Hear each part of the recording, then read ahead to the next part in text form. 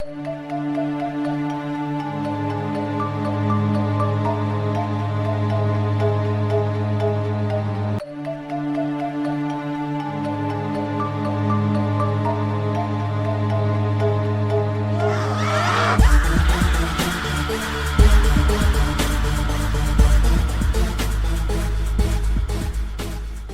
lives. Mike is back. Mike, I know you're not good, but tell us what happened and how bad is the damage?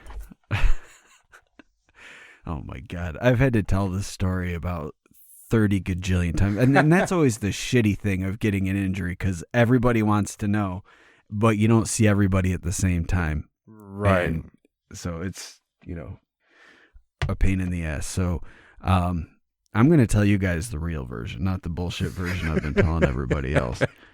But before I do that, let me just say thank you for all the well wishes and get wells and all that stuff that came in through email and Twitter and YouTube and other places where things were said. And I appreciate them all. It's really awesome of you guys. It's not a serious, it's more annoying than anything. As of right now, I don't need surgery. For those that don't know, I pulled I tore a ligament in my knee, so I can't walk. But the story I've been giving everybody is that I was unloading a Christmas tree from the back of a truck, and I was stepping off the back, and I put my foot on the ground wrong, and all my weight shifted onto that stupid foot that didn't land right, and then my knee popped out of socket, and I put it back in, tearing the ligament. But what really happened... Well, I can't give you the exact details because it's top secret stuff, but Mateo kind of alluded to it. It does involve a barn owl hit squad. And ultimately what happened, it was a misplaced roundhouse kick. And I went a little too high, tore a ligament in my knee. Oh. That being said, all that's left of my opponent is a stain with some feathers. So I'd say I got the better end of the deal, but next time I'm just not going to kick so high. No spinny shit. I got it.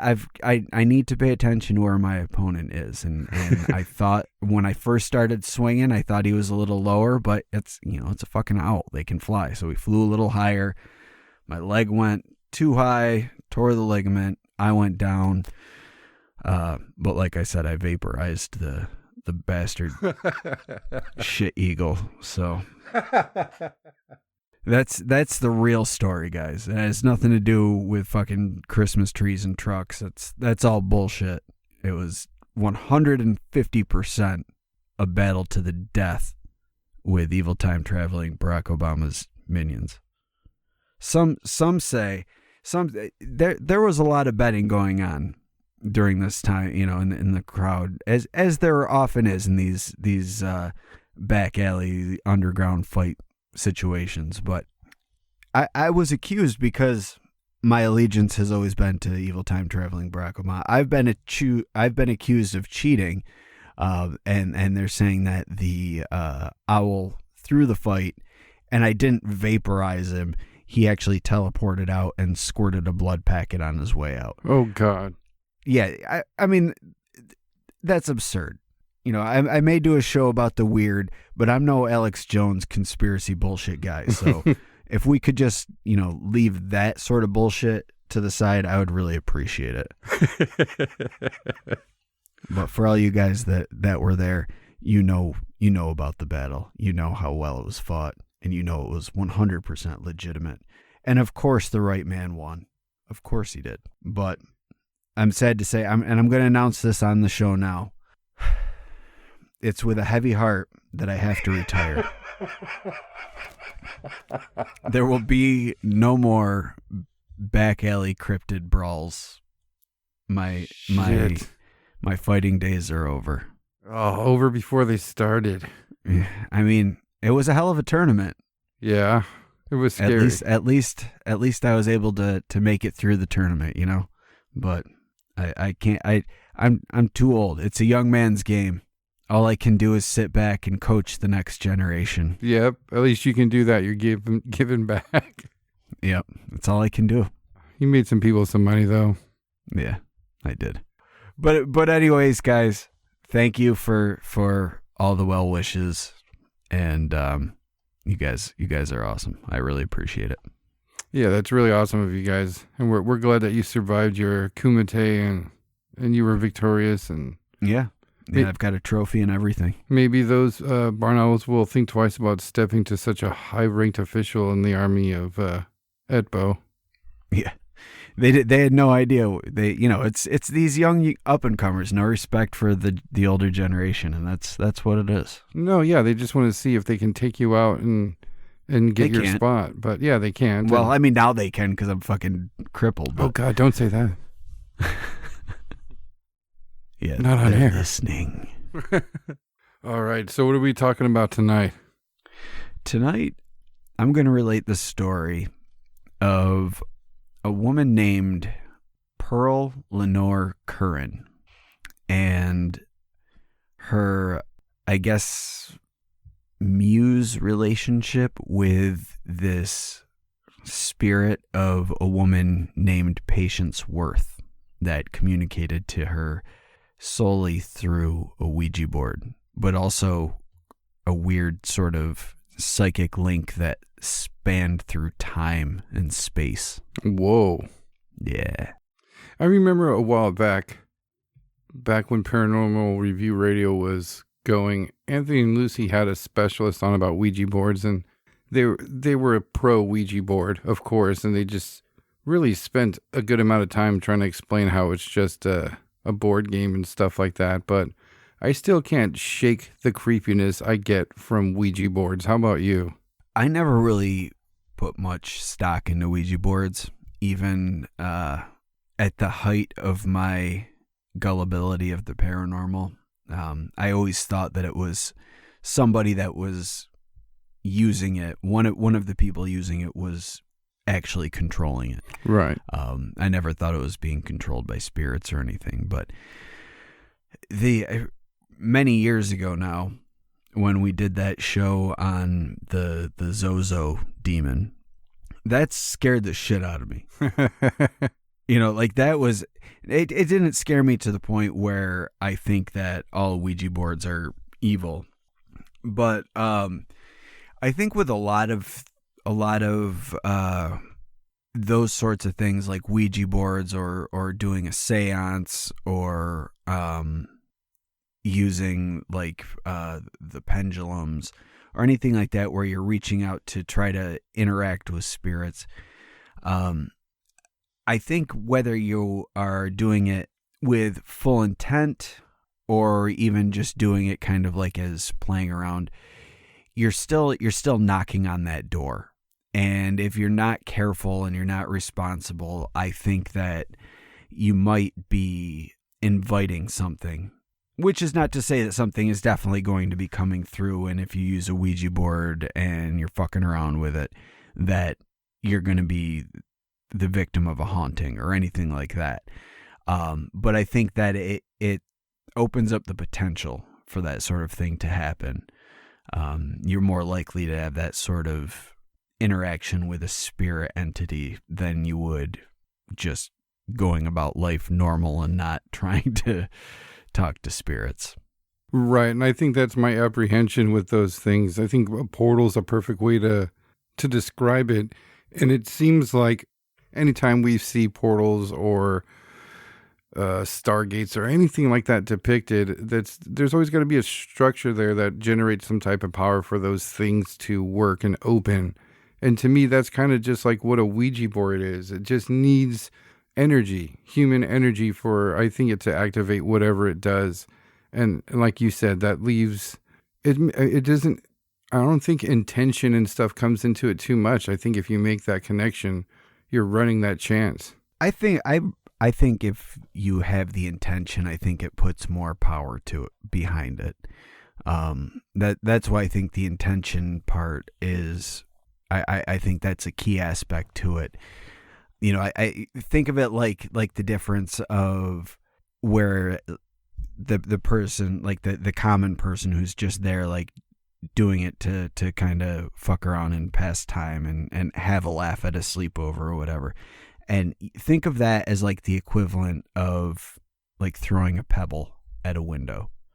And then think about using the intention behind it, and that would be like ringing the doorbell. You know, where one you're just kind of drawing a little bit of attention, the other one you're potentially waking the whole house. Mm-hmm. And I think it's with the intention behind it that you're getting more things that could potentially come through, and it's not necessarily. I don't think the things that come through are the ones that are actually real, quote unquote real. I don't think that those are actually like human ghosts. I think that it's one of these other trickster entities that are out there that we've talked about many times on the show. The ones where they feed off the human energy, and that's what they're there for. So they try to elicit these emotional responses from the people that they're interacting with, in order to feed off of them and work whatever plans they have with the energy. I mean, who knows, maybe it's just like a food source for them, and they just kind of take it in, metabolize it, and that's what helps perpetuate their existence. Maybe they're harnessing it for some greater thing. Right. Could be anything. Yeah, who knows? But maybe it is like a symbiotic relationship where they give a little, they get a little, or maybe it's a thing where they need the energy to come through and they're not feeding on it at all. That energy is what provides them the gateway. It could be anything, you know? Mm-hmm. It's just, I don't know, we're talking about transferring energies or something leeching off of energy, mm-hmm. Who's to say that energy is only going one way? Right. Yeah, and you have... There have been cases like the Zozo one, for instance, where the people actually got possessed. Yeah. And like that case where what was that movie on Netflix? Veronica, I think. That case, it started with a Ouija board and ended with a haunting and a possession. Oh, didn't we cover that case before they made that movie? No, we were talking about we talked about covering the case and then doing a movie review, but instead we did neither. So these things happen. Maybe we'll do it on Patreon. Yeah. So if you want to hear us talk about Veronica, go sign up for Patreon and tell us, and then we'll do it. If we get enough people asking for it on Patreon, we'll do it. Time permitting, we're going to cover some a video that's been popping up all over the place. I've been talking about with Miss Kelsey. It's really ugly footage, and I'm excited for Mike to see it. So that'll be on Patreon as well. And the Quick and the Weird show. Yeah. Again, for people that may be new or unaware, maybe you've missed out on the last few episodes, we do have a new series over on our Patreon page called The Quick and the Weird, and it's where we tackle all the shorter cases that are strange that wouldn't take up the space of a full show. Typically like 15, 20 minutes. I think one of them was a half hour. But we put those out over there. And it's just kind of more of a I guess stripped back version of the show, shortened. It's quick and it's weird, man. It's right in the title. That's what it is, and that's one of the things that we do over there. So go check it out. People said that they've had issues trying to find us on there, so just go to patreon.com/thewhatcast. Yeah, we get shadow banned quite a bit from multiple platforms. I don't know. So pretty much any platform you want to find us, just do /thewhatcast, and that's where we'll be, unless we're not. But enough of this Patreon tangent. I got to talk about this case Finally. Yeah. So before I get into the actual events, I wanna kind of give a little bit of background on Pearl Curran, because I think that her background, it's important to understand what type of child she was and how she grew up in order to see where the story goes. And it to me, it kind of helps support the claims a bit. But she was born in the 1800s. When she was born, her name was Pearl Lenore Pollard, and she was born in Illinois. But they moved to Texas when she was still a baby, and she started school in Texas. But she was always considered an average student, and she actually dropped out of school during her freshman year of high school. And she never really had an aptitude for scholastics. It was never anything that was interesting to her. And she, at one point, got so stressed out that she had a nervous breakdown, and that's what led to her dropping out of high school. Wow. But she did return. She tried to go back to school at a Catholic school called St. Ignatius. But it didn't work out, and she never went back. But she was always kind of she had low self-esteem. She thought that she was unattractive, and she kind of thought that she wasn't very smart. She always said she didn't have a very good imagination. She didn't have any like future goals or a career that she wanted to attain other than being a singer. She's fit for the modern world, isn't she? She doesn't want to go to school. She just wants to be a famous singer. Yeah. She was born a couple centuries too early. If only they had TikTok during her day. They got those filters to hide her ugly mug. Yeah. You could get some freckles and glasses and dog ears. Oh yeah, all in one. You should see him now, dude. I have no fucking clue. I'm old. Sorry, Pearl. You were born too early. Happens to the best of them. Yeah. But she as she was growing up and as in her preteen and early teen years, she had a short attention span, and she was never interested in reading, which went along with her disinterest in learning, and she wasn't feeling it. But then her family moved again, and they moved to St. Louis. She was 14 at this point, and she decided to try one more time to go back to school. And when she signed up for school, they gave her an aptitude test, and based on where she landed on the aptitude test, they put her in a lower grade than she should have been. So that discouraged her further. And she's like, you know what? Fuck you guys. I'm done with school. So she finally quit school forever. And she starts taking music lessons. And she took piano lessons and voice lessons. And that was kind of like her major driving force in her teen years. But she would get to the point where she had learned enough that she could make a living teaching music. So what she would do is she would work in Chicago throughout the winter months. She worked at McKinley Music Company, and then she moved to the Thompson Music Company, where she was selling music sheets. And then she would work random odd jobs. But then during the summer, she would move home to Missouri, and that's where she would do her music lessons and make money doing lessons over the summer. Good for her. Yeah. So she was able to kind of make, a meager living, at least for part of the year, doing something that she enjoyed. And then the other parts of the year, she was still working for music companies. It just wasn't, making music or performing music.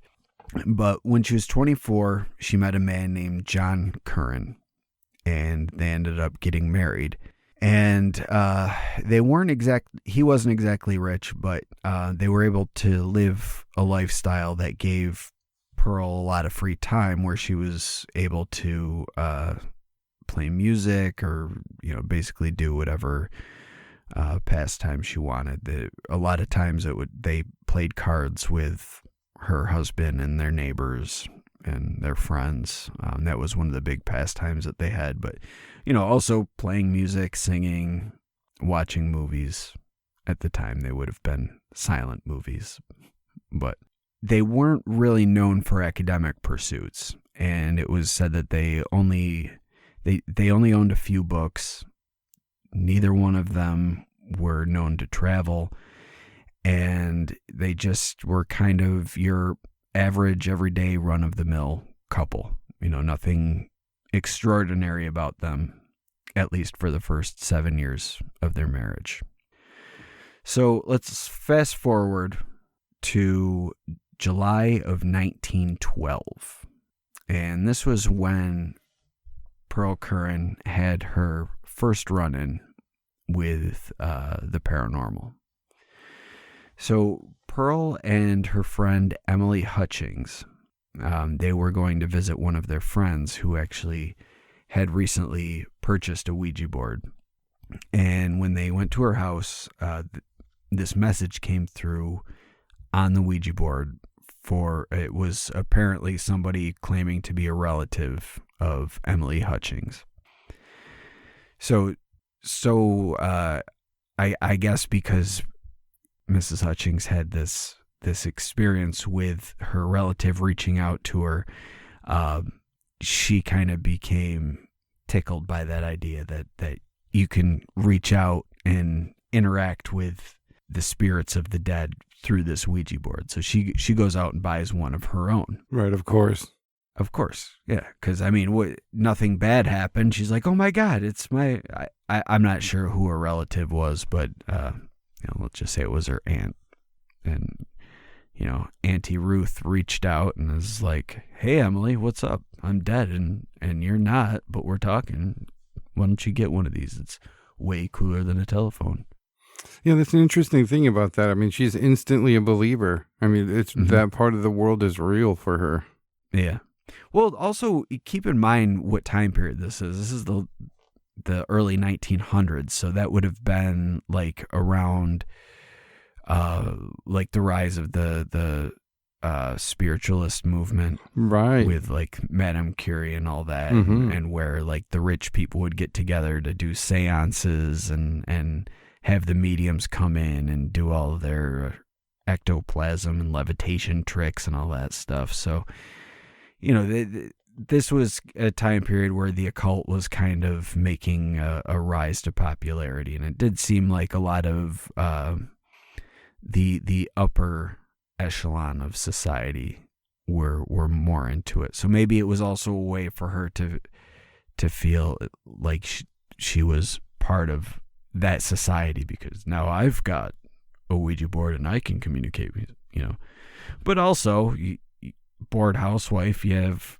access to fucking ghosts at your fingertips. Why the hell not?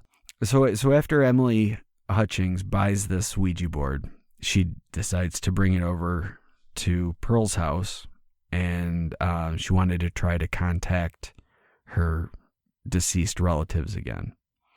At this point, Pearl didn't really care about it. Like, yeah, it was kind of fun at our friend's house, but I'm not gonna go out and buy one. But if you want to use it, sure, we'll use it. And so she was finally talked into using it, and from that point, she started using it with her friend Emily.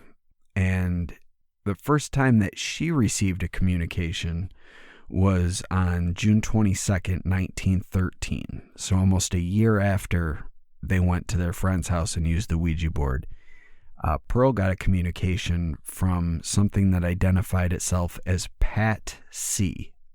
P-A-T capital C. It just kind of identified itself, but it was, like with a lot of communications through Ouija board, especially early communications, they're usually like partial messages or just single words, nothing substantial. So at first it came through as Pat C. And then a few weeks later, in early July, they were using the board again. And this time the messages were coming through clearer than they ever had before. And they began reaching out to Pearl Curran directly, and the spirit identified itself as Patience Worth. So I wonder if this initial communication from Pat C was an attempt to spell out patience. Right. And they just assumed the C was like just an initial. I don't know. But because it just came through as Pat C at first, like maybe its first name was Pat with C, but right. It could have just been a sloppy Patience. They just never, they dropped some letters and, whatever. But from this point, Patience Worth began reaching out to Pearl, and she gave this like really weird kind of poetic soliloquy to start out with. And I'll read the quote. Her first official communication as Patience Worth was, "Many moons ago I lived. Again I come. Patience Worth my name. Wait, I would speak with thee. If thou shalt live, then so shall I. I make my bread at my hearth. Good friends, let us be merry. The time for work is past. Let the tabby drowse and blink her wisdom into the fire log." Wow. So that was the first message. What do you get out of that? That kind of sounds like hey, this is who I am. We can communicate doing this. Fuck everything else. Let's hardcore get into doing this. Yeah, it sounds like she's saying that she existed and now she's existing through Pearl. Right. And if Pearl's alive, then Patience can be alive as well. Yeah, exactly. Yeah. So I don't know, but that was her initial message to as Patience Worth. But they asked her when she was alive, and she said that she lived from 1649 to 1694. And they asked her where she was from, and she said her home was across the sea. And eventually she said that she lived in England, but she never gave the place in England that she lived. But she would give these, according to Pearl, what Patience would do is she'd be spelling out the messages on the board, but while she was spelling out these messages, she'd be communicating directly into Pearl's mind, so that Pearl would be seeing things as if it was like a vivid memory where she was actually there. Or I guess a better way to put it would be like a movie, like you would see it today, like a series of psychic images. Yeah. She explained it with this quote, which the way that she explains it is great. But she says, "I am like a child with a magic picture book. Once I look upon it, all I have to do is watch its pages open before me, and I revel in their beauty and variety and novelty. When the poems come, there also appear before my eyes images of each successive syllable as the words are given to me. When the stories come, the scenes become panoramic, with the characters moving and acting their parts, even speaking in converse. The picture is not confined to the point narrated, but takes everything else within the circle of vision at the time. If the people talk in a foreign language, I hear the talk, but over and above is the voice of Patience, either interpreting or giving me the part she wishes to use as a story." Wow. So that's incredibly well put for an uneducated lady, and very, very detailed. Yeah. What ended up happening here is Patience Worth would, as they began to develop their relationship, Pearl started writing these books and stories and poems. And she said that they were written by Patience Worth through her. Oh, wow. And she would say that Patience would give her these images of where she lived when she was alive. And she gave her this mental picture in her head of these rolling hills that they're kind of wild. They haven't been farmed. There's a few houses scattered around. And about 2 to 3 miles from this place with these hills, there's a road that leads to a small village with a few houses. And that's what she was picturing as Patience's home. And there are some other clues that were given here and there. And there was a researcher who was looking into the Patience Worth case, which I'll get into more later. But his name was Casper Yost. And using these clues, he claims he was able to settle on Dorsetshire in England as the place that Patience Worth had lived. But Pearl also said that she saw this image of a huge 3-masted ship that Patience left from. And she thinks she left around the time she was 30 and she was heading towards America. And she was able to see her on this journey, crossing the sea, getting to America. And she is even able to describe what Patience looked like. And she said she's a small woman. She's got small feet and red hair. And she's even describing the clothes that she's wearing, that she said they're square-toed shoes with gray wool stockings, wearing a cape with a hood on it. And she just goes into all this detail of Patience coming across the sea, ending up in America.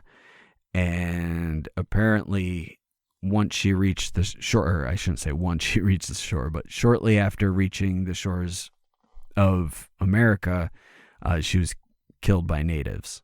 And that was the end of Patience Worth until Pearl summoned her from the deed. With a magic Ouija board. With her friend's magic Ouija board. It wasn't even hers. So are you thinking, with this much of the story, that we agree that the Ouija board can be used for some pretty weird stuff, but it sounds like she has an additional ability or skill. Yeah, so there's a few different things, a few different theories on what's going on. But the main thing that I want to reiterate is just the fact that she never finished 9th grade. She never finished her freshman year of high school. She was admittedly unimaginative as a child. She was very down on herself, didn't think much of herself from an intelligence standpoint either. And then she came out after having these conversations with this spirit entity named Patience Worth and wrote novels. Yeah. She wrote, and they were actually like popular novels. One's called Telko. There's The Sorry Tale, Hope, True Blood, The Pot Upon the Wheel. She wrote short stories. She wrote poems, and they even got really good reviews too. Like, it's not like they were just shitty books that were written and people forgot about. There was a literary critic at the time named William Marion Reedy, and he considered her novel, The Sorry Tale, to be a new classic of world literature at the time. So that just shows like how much credibility her writing had. A new classic of world literature. That's incredible. And in 1918, Patience Worth, not Pearl Curran, but Patience Worth, was listed as one of the outstanding authors of 1918 by the Joint Committee of Literary Arts of New York. Oh my goodness. Now, were these people aware that this stuff was coming through a Ouija board? Basically written by a ghost? Yeah, they knew that it was Pearl writing, Pearl was writing it, but she was saying that Patience was writing through her. So Patience was getting the credit. Wow. Yeah.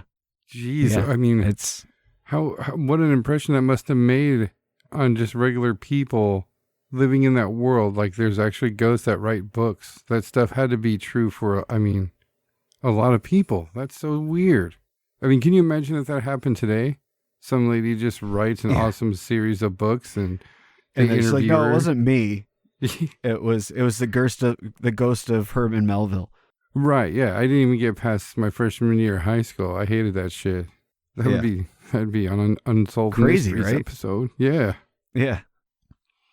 Yeah, and when she was writing all this stuff, it is crazy that they were giving the credit to the ghost. But through all this time, she was getting, like, in 1918, her poem, that she had 5 poems printed completely. They weren't edited down. 5 poems printed in an anthology of the anthology was called the Anthology of Magazine Verse and Yearbook of American Poetry. And it had a lot of the leading and popular poets of the time were included in this book, but they chose 5 of her poems to put in this book. Wow. That's absolutely fascinating. Yeah. And a lot of the communications from the time it began through June of 1922 was being recorded by Pearl's husband, John.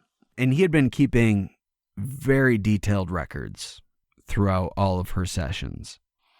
But he died June 1st in 1922. And from that point on, the record became less than regular. Like, there were just kind of, there were long periods where nothing was written down or recorded at all. Some of the sessions that were recorded were just fragments. Pearl actually was pregnant during the time that her husband died. She was 3 months pregnant when he died, and she had her kid 6 months after he passed.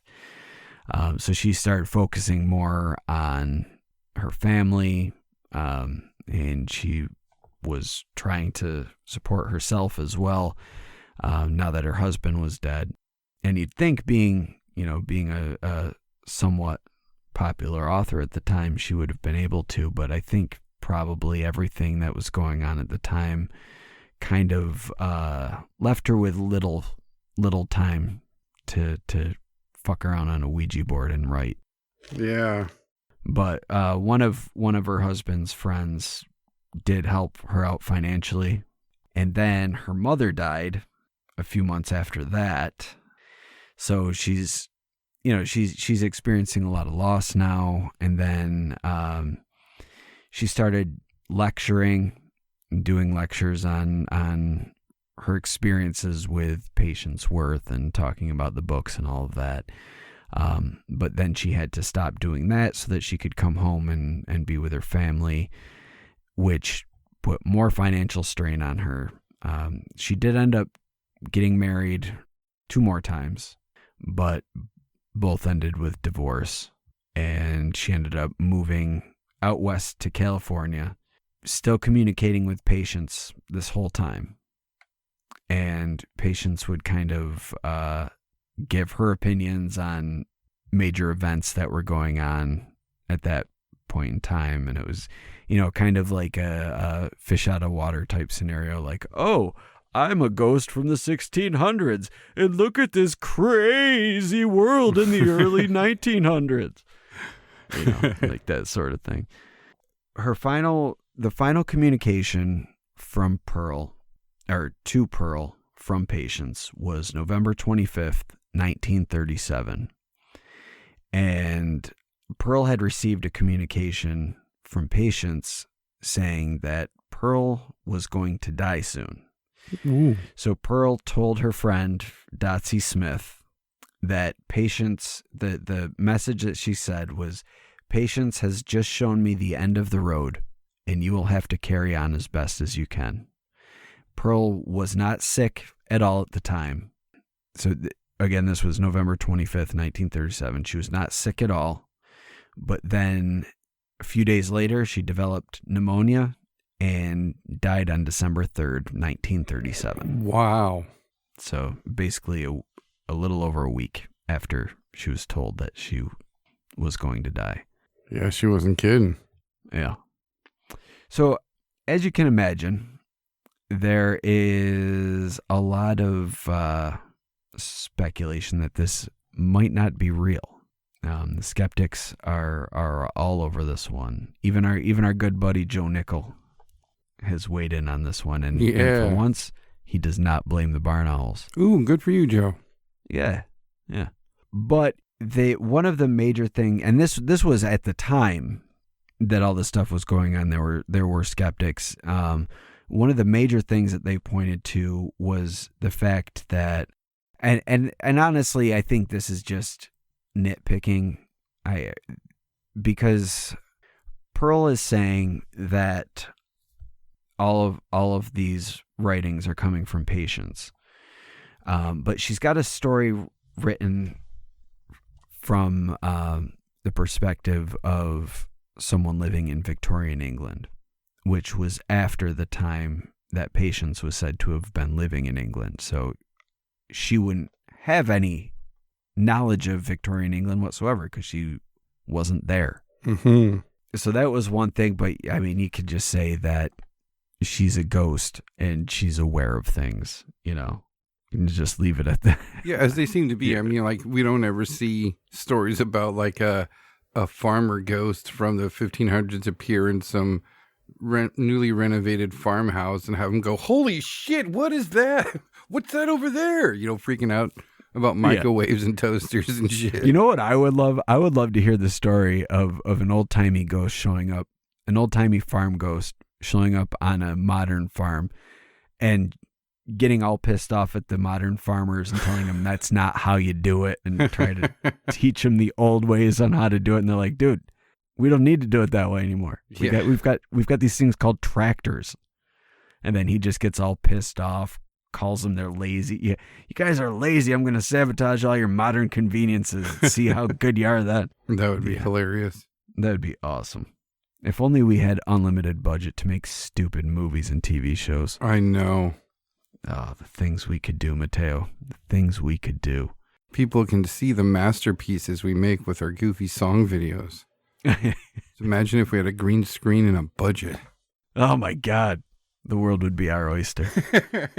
But a lot of the skeptics' takes on what happened with the situation tends to lead more towards patients perhaps having a mental disorder of some sort. Not so much as having like split personalities, but having like an imaginary friend almost.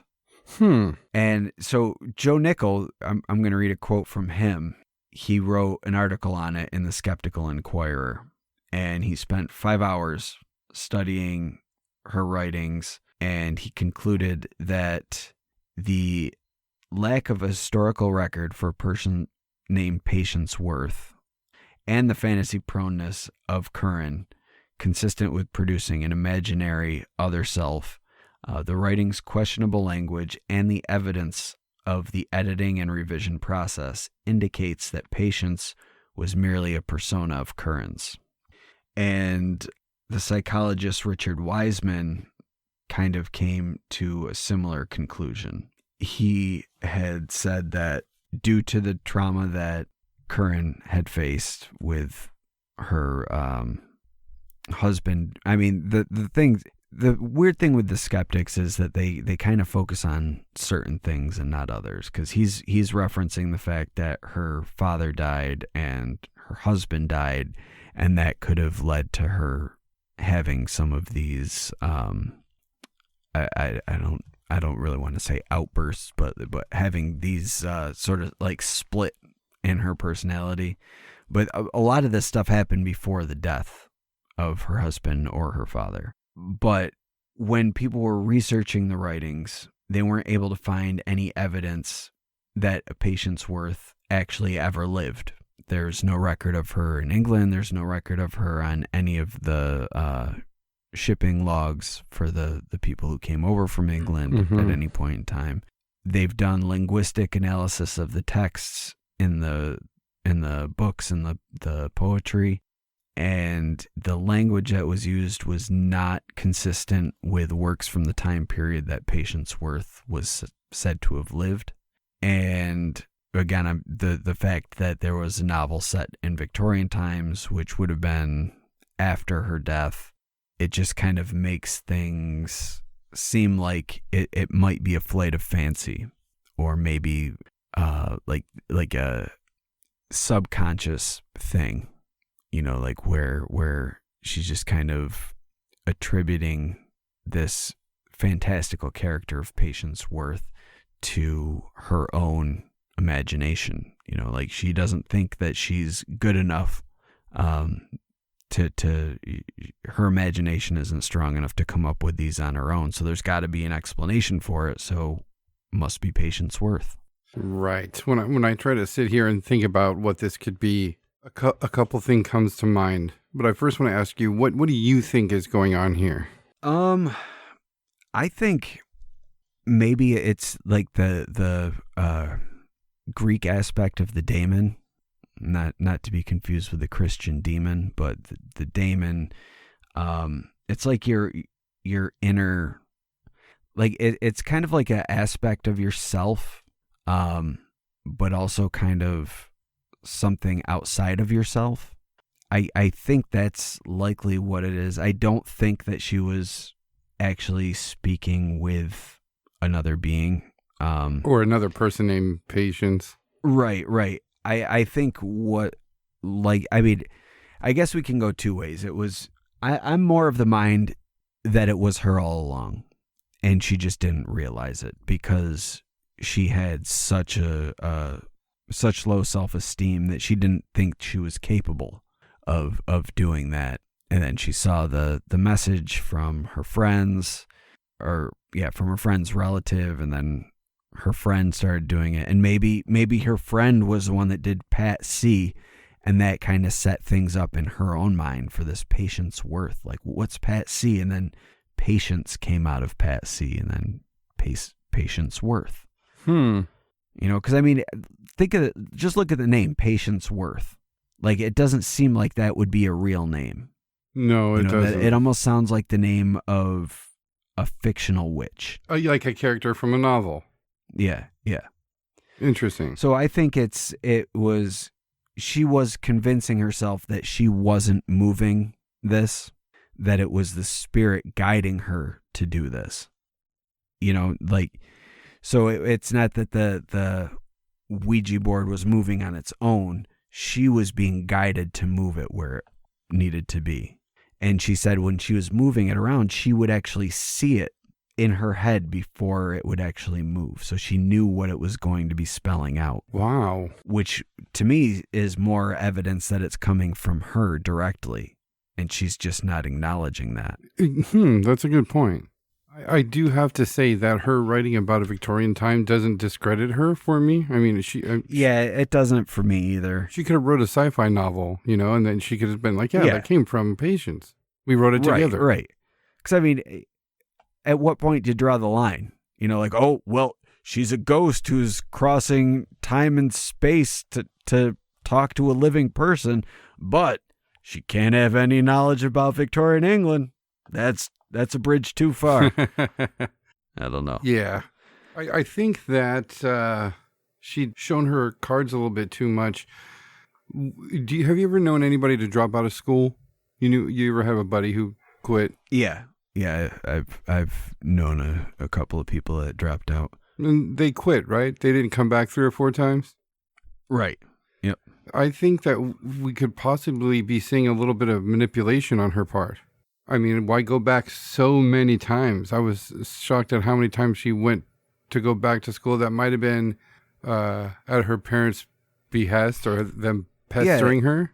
Well, I mean, keep in mind, she's 14.